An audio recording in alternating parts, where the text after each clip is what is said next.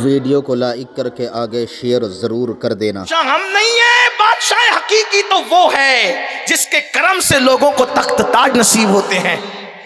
बादशाह के यहाँ कोई बादशाह नहीं होता। जब मैं देर से आया हूं तो मैं यहीं बैठूंगा, क्योंकि रसूलुल्लाह का कानून यही है, मैं कुछ भी कर सकता हूं, कानून रिसालत नहीं तोड़ सकता। जब हमने तहकीक की कि बादशाह होकर भी वो बिगड़ा क्यों नहीं, आखिर वो ऐसा क्यों रहा, तो फिर हमें हिंदुस्तान की तारीख ने जवाब दिया कि ये काम उसने किया था जो अमेठी की सरजमीन पर मुल्ला जीवन के नाम से मशहूर था। उसने इश्क का ऐसा बीज बो दिया था कि बादशाह होकर भी उसके कदम उखड़ते हुए नहीं नजर आए। अगर बात आ गई तो एक बात अर्ज करूं, आज मुसलमान का लड़का बाइक पे बैठता है तो उसके कदम जमीन पे नहीं रहते, लड़कियों को ताकते झांकते जाता है, औकात भूल जाता है। क्यों? कोई तरबियत नहीं है। जिसने ताजमहल बनाया लोग उसको बड़ी गालियां देते हैं, ये शाहजहां तुम्हारा बादशाह है। दिल्ली की जामा मस्जिद बन रही है, ऐलान होता है संगे बुनियाद वो रखेगा जिसकी असर और इशा की सुन्नतें गैर मौक़िदा कभी तर्क न हुई हो, बालिग होने के बाद कभी उसकी तहज्जुद फौत ना हुई हो, जिसकी तकबीर उला कभी ना छूटी हो, संगे बुनियाद वो रखेगा। लोग इंतजार करते करते सुबह से शाम हुई तो बादशाह आंसू पोंछते हुए आगे बढ़ा। हम ही रख देते हैं तो किसी ने बाजू पकड़ के कहा शर्त बड़ी कड़ी है, आगे बढ़ने नहीं देंगे। कहा आंख में आंसू इसीलिए आ रहे हैं, अब तक पर्दे में थे अब बेपर्दा हो गए। अल्हम्दुलिल्लाह ये सारी शर्तें मेरे अंदर मौजूद है। जब हमने पूछा कि शाहजहां जैसे बादशाह में ये चीज कहां से आई, तो पता चला मियां मीर मोहम्मद की तरबियत का नतीजा था। मियां मीर मोहम्मद जैसे सूफी के पास जाके बैठता। बात शाहजहां की आई तो एक बात और अर्ज कर दो तारीख के हवाले से। शाहजहां ने उस दौर में आज से तकरीबन कमोबेश 400-500 साल पहले एक तख्त बनाया था। उस दौर में उसका खर्चा 7 करोड़ रुपया आया, 7 करोड़ आया था। रुपये तो थे नहीं, 7 करोड़ उस दौर के। आप जरा अंदाजा करें, मैं बहुत पढ़ा लिखा आदमी नहीं हूं, एक तालिब इल्म हूं, लेकिन अगर उस दौर का 7 करोड़ आप अंदाजा करें आज क्या है, सोचे तो सही ना। जो आज करोड़ों रुपए लेके घूम रहे हैं, इनके सारे बाप दादा तुम्हारे यहां नौकरियां करते थे। सोचो तो सही ना, उस दौर की कितनी अहमियत है। सोने के सिक्के, चांदी के सिक्के होते थे, लोग नंगे भूखे थे जो आज बिल्डिंगों में बस रहे हैं, यह हाल था। और शाहजहां का तख्त कितने का बना था? 7 करोड़ का। बहुत दौलत थी आपके पास उस वक्त तक, जब तक तुम शराब नहीं पीते थे। बहुत दौलत थी तुम्हारे पास। बरतानिया के शाही खजाने में उतनी दौलत नहीं होती थी जितनी एक एक कलकत्ता के ताजिर के घर में दौलत पड़ी होती थी। बहुत दौलत थी जब तक औरतों पे पाप की नजर नहीं डालते थे। बहुत दौलत थी जब तक तुम्हारे बच्चे लड़कियों के साथ कंधे पे हाथ रख के जिना के मंसूबे नहीं बनाते थे। बहुत दौलत थी तुम्हारे पास जब तक कि तुम अय्याशियां और आवारगियां ना करते थे। क्यों? दौलत तुम्हारे पास क्यों ना होती? क्योंकि तुम्हारा खुदा बादशाह हकीकी है और तुम्हारा नबी कासिम नेमत है।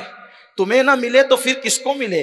मेरे इमाम कहते हैं करीम ऐसा मिला कि जिसके, तवज्जो करें, करीम ऐसा मिला कि जिसके, करीम ऐसा मिला कि जिसके खुले हैं हाथ और भरे खजाने।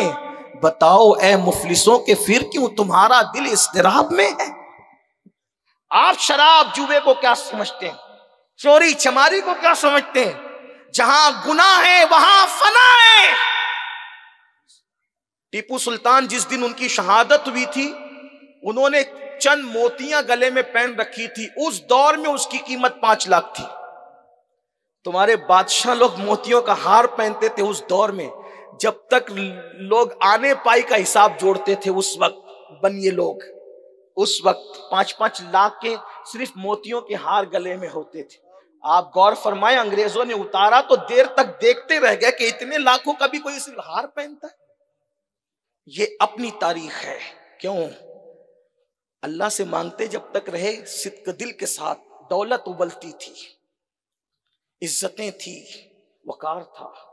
जब से शराबी बने, कबाबी बने, तो इकबाल जैसा आदमी भी फिर उम्मीद का शायर भी शिकवे की बात कर गया और कहने लगा कि रहमतें हैं तेरी अगियार के काशाने पर, बर्क गिरती है तो बेचारे मुसलमानों पर। लेकिन इकबाल शायद इसको भूल गए उस वक्त कि जब तक मुसलमान सही था ना, तो कुदरत ने इतना नवाजा था कि लोग नौकरियां करते। कहते हैं कि एक दिन सुलेमान अलैहिस्सलाम 300 जानिसारों के साथ तख्त पर सफर कर रहे।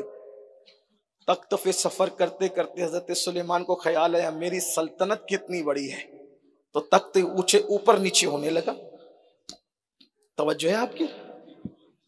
मासूमों के साथ ये शान गैरत है, मासूमों के साथ ये शान गैरत है। तख्त तो ऊपर नीचे होने लगा। एक चाबुक उठाया, फरमाया सीधे चल। तख्त का जवाब जो लिखा हुआ है मैं वो मिन्ना नकल नहीं करूंगा क्योंकि मैं फिक्र रजा का पाबंद हूं, लेकिन उसको एक खूबसूरत मफहूम के साथ पेश करना चाहता हूं। सुलेमान अलैहिस्सलाम ने जब फरमाया सीधे चल कोड़ा मार कर, तो गैबी आवाज आई तख्त पे बैठने वाले अगर अपनी इस्लाह कर लें तो फिर तख्त की इस्लाह खुद ब खुद हो जाए। तवज्जो फरमाए, इसका मतलब हालात यूं नहीं बदलते। वो जो 300 ऊपर बैठे हुए थे जानिसार सुलेमान अलैहिस्सलाम के, उनकी अपनी तबीयत ने कुछ कहा तो पैगंबर को यह जवाब दिया गया हम क्यों जब तक आशिक थे बादशाह थे। और एक बात आपसे कह दूं, कोई ख्वाब नहीं दिखा रहा हूं, अल्लाह की कसम, आज भी अगर आशिक बन जाओ तो बादशाह तुम्हारी गुलामी ना करें तो फिर कहना। गरीब नवाज की गुलामी क्यों हो रही है? एक लिबास पे पूरी जिंदगी गुजार दी।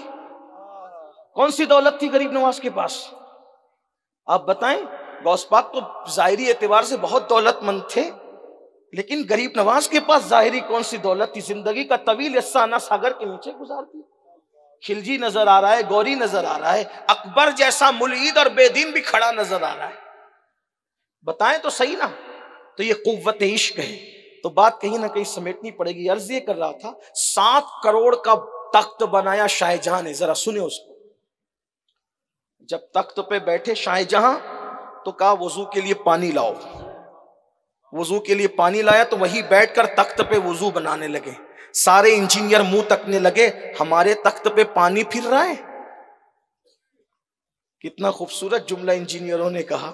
वजू का पानी गिर रहा था तो कहा हमारे तख्त पे पानी फिर रहा है। वहीं शाहजहां खड़े होकर 2 रकात नमाज अदा की और जवाब दिया, जब इतना करोड़ों का तख्त देखा तो मेरे दिल में ख्याल आया फिरौन के पास भी तख्त था, नमरूद के पास भी तख्त था, तो मैंने सोचा उन्होंने बड़े तख्त पे कहा अना रब्बुकुमुल आला, इसलिए मैंने सोचा उन्होंने अना रब्बुकुमुल आला कहा तो जलील हो गए, मैं सुभान रब्बियल आला कह दूं ताकि जिल्लत से बच जाऊं। इस फिक्र की तलाश में जब हम निकले तो पता चला मियां मीर मोहम्मद की तरबियत थी। 7 करोड़ के तख्त से उठ करके जब उनकी झोपड़ी में जाता तो शाहजहां कहा करते थे 7 करोड़ के तख्त पे उतना सुकून नहीं मिलता जहां जितना सुकून मियां मीर मोहम्मद की कुटिया में मिला करता। आज मेरी कौम के पास इश्क वालों की कमी है। और याद रखना, फिर कहता हूं, किताबों की तरफ जरूर बढ़ो, लेकिन किताबों के साथ जरा अहले दिल की सोहबत भी तलाश। इसीलिए आरिफ रूमी ने कहा था कि यक साथ सोहबते बा औलिया बेहतर अज 100 साला ताअत बेरिया। और जब इश्क नसीब हुआ रूमी को तो रूमी ने क्या कहा? कहते हैं 100 किताबो 100 वरक दरनार कुन। 100 किताबों 100 वरक दरनार कुन, दिल बदस्ते जानिबे दिलदार कुन। और फिर कहते मौलवी हरगिज न शुद मौलाए रोम ता गुलामे शम्स तबरेजी न शुद। इश्क की कमी है और इश्क किसी साहिबे दिल की सोहबत में बैठने से आता है। कहते हैं कि सरकार गरीब नवाज अक्सर आंखें बंद करके बैठते थे, आंखें खोल के नजर भर के जिसको देख लेते थे वो वली बन जाता। सिर्फ नजर भर कर देखने से वली बन। तो मैं अर्ज ये कर रहा था कि अब्दुल्ला इब्ने हुज़ैफा और उन जैसे जवानों को रोमियों ने गिरफ्तार कर लिया। गिरफ्तार करने के बाद रोमी बादशाह ने हजरत अब्दुल्ला इब्ने हुज़ैफा को बुलाया, कहा तुम ईसाई हो जाओ, ईसाइयत कबूल कर लो, मैं तुम्हें आधी सल्तनत दूंगा। अब्दुल्ला इब्ने हुज़ैफा ने कहा पूरी भी देगा ना तो एक लम्हे के लिए भी कबूल नहीं करूंगा, एक लम्हे, जिंदगी की नहीं, एक लम्हे के लिए कबूल नहीं करूंगा। क्यों? क्योंकि मोहम्मद अरबी है ऐसी हस्ती कि उन्हें कभी छोड़ा ही नहीं जा सकता। छोड़ने वाले लोग और होते हैं, इन्हें छोड़ा नहीं जा सकता, क्योंकि जो जाने वफा हो वल्लाह उसको कैसे छोड़ दे। कहा फिर ठीक है, मैं तुम्हें मार डालूंगा। कहा मौत से डरता कौन? एक बात ये भी याद रखना, जब तक इश्क नहीं आता तो मौत से डर लगता है, जब इश्क आता है तो फिर मौत से प्यार होता है। और इंसान ये कहता है जान तो जाते ही जाएगी कयामत, ये है इश्क वाले की जबान, ये है जान तो जाते ही जाएगी कयामत, ये है अब यहां मरने पे ठहरा है नजारा तेरा। और उसी घर से आवाज आती है जान दे दो वादे दीदार पर, नक़्द अपना दाम हो ही जाएगा। और फिर उसी घर से इस सदी में आवाज आती है आपकी तलाक को देखा जान दी, कब्र में पहुंचा तो देखा आप हैं।